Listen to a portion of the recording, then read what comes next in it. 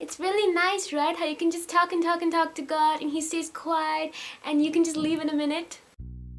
Quiet time is not Santa Claus request time, nor is it hitting the snooze button. It is not reading one of those calendar verses. It is not even reading the Bible. Hear me out, because quiet time is actually quality time with the King of the universe. I just realized universe has the word verse in it. That is so cool. We are all one verse. I got a request the other day on how to focus and concentrate during quiet time. Thank you for your question. This topic is imperative to my functioning. I can talk hours on it, but I'm going to focus on how you can stay mentally quiet enough to do quiet time. The way I can best describe quality time is shown in Revelations 3 verse 20, which says, "Behold, I stand at the door and knock. If anyone hears my voice, let him open the door, and I will come in and share a meal with him and he with me." This is exactly what happens when I'm able to have really good quality time with God. In fact, it is better than any biryani or pizza because it directly feeds your soul, which psychology agrees is an important factor in deciding your well-being. It is important for you to discover for yourself how important this is to you before you proceed on how to do it. The easiest way to look at it is a relationship with God. So without further ado, here's the how-to quiet time. First off is quiet time literally. You need to find a time where it is the quietest possible point of your day. Mark 1 verse 35 says, "And early in the morning while it was still dark, Jesus rose and went out and departed to a lonely place and was praying there." For me, this time has also been the best time because not only is it the quietest point of my day, but it is also the quietest point in my mind. When I get up, I'm not really thinking of anything. I'm the least busy, least worried,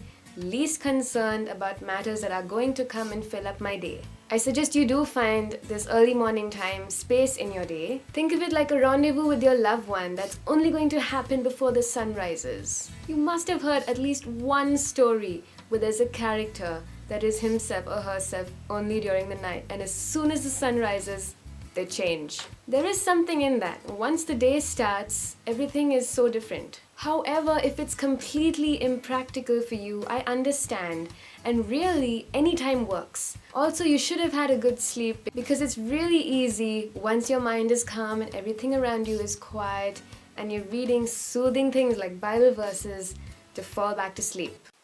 So do your best to sleep early, get up early, even at least 15 minutes. I personally take an hour because, you may take 2 minutes to eat your food, but my friends know I like to savor my morsels. It's really not about how much time you take, but about having that good meal with Jesus. Being alone. After Jesus started his ministry, he was always surrounded by crowds of people, especially in this instance when he was surrounded by 5,000 men, aside from women and children. With him, he sent them away, sent the disciples away, went up to a mountainside and prayed. And he was there even till evening alone. Now, to us, this means putting away our cell phones, our electronic devices, and I mean out of peripheral vision.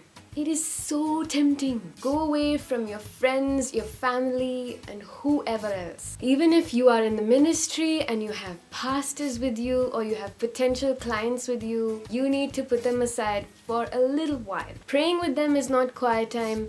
Bible studies together is not quiet time. This is one-on-one stuff. You can't go on a date with 20 people or even 3 people. It's just not the same. And as Matthew 6 verse 6 says, "Go to a room, shut the door behind you, and then pray in secret so that you're not showing off to anyone and you are doing it only for God." Now that you're alone, that still doesn't mean you're alone in your mind. The busiest place is the mind itself. Once you quieten down here, you can be anywhere and still enjoy a quality fellowship with God.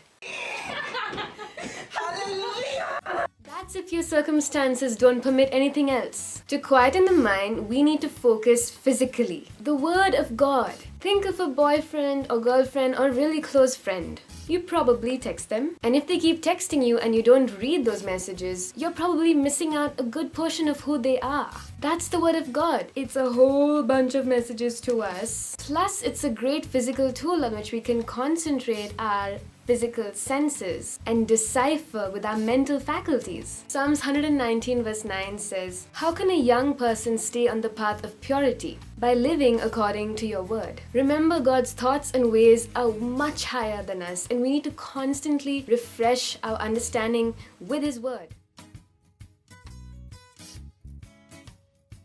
This is Vihan Damaris on How To Thursdays, signing off.